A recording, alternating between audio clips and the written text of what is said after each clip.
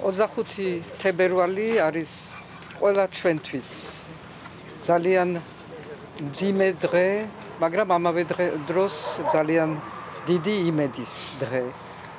ეს არის იმისი სიმბოლო, რომ ქართველები არ თმობენ არც დამოუკიდებლობას, არც თავისუფლებას, რაც არ უნდა იყოს რთული პირობები.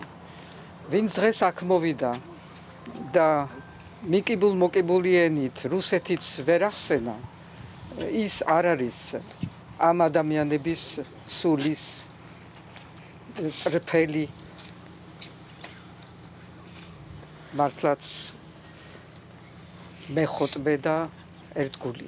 იმიტომ რომ ეს ადამიანები, ეს ახალგაზრდები, ვინც ტაბახმელაზე და კოჯორში იბრძოდნენ ბოლომდე, იბრძოდნენ, კი არ დაუთმეს ქვეყანა, კი არ დაწვენ, კი არ დაიჩოქეს.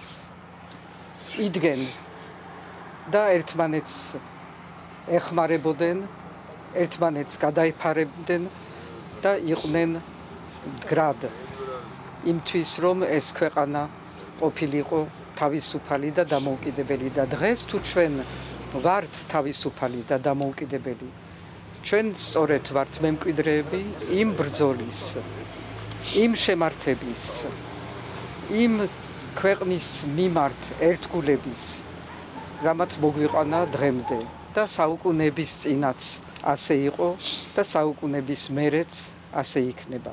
ასე რომ ბრძოლა ყოველთვის ღირს, ბრძოლა ბოლომდე არის და 25 თებერვალი სწორედ არის ამ ბრძოლის სიმბოლო და არა დაჩოქების. რუსეთისთვის სანქციების დრო მაშინ, როცა ვთქვით უარი, იმ დროს სანქციები არც იყო დაწესებული, ასე რომ ეს იყო მხოლოდ პოლიტიკური პოზიცია, რომ რუსეთისთვის გვეთქვა, რომ თქვენ მხარეს ვართ. ეს იყო სკანდალი, რომ აქ მოსული შენ თქვა, რომ სანქციებს არ შეუერთდები, როცა არც იცი რა სანქციები და რისთვის სანქციები. ეხლა მე მინდა სხვა რამეზე მოხალისეები იმას ქვია, ვინც თავისით მიდის.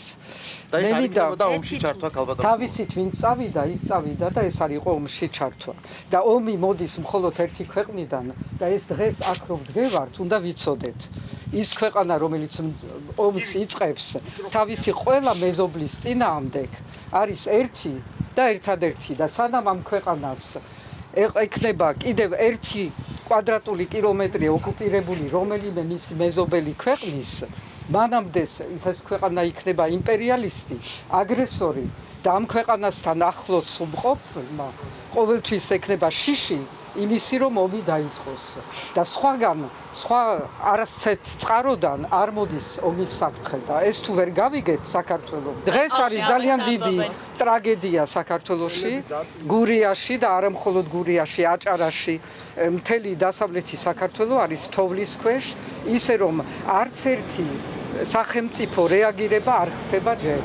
ეს სოფლები არიან ჩაფლული თოვლში, იქ ცხოვრობს ძალიან ბევრი ადამიანი, ძალიან ბევრი ხანშესული ადამიანი, როგორც ცნობილია ჩვენ სოფლებში უფრო ხანშესული ადამიანები არიან, იქ მიდიან მხოლოდ მოხალისეები. ეს იმას ნიშნავს, რომ ჩვენ გვყავს ძალიან ძლიერი საზოგადოება, ძალიან ცოცხალი საზოგადოება და ჩვენ არა გვყავს სახელმწიფო. მადლობა.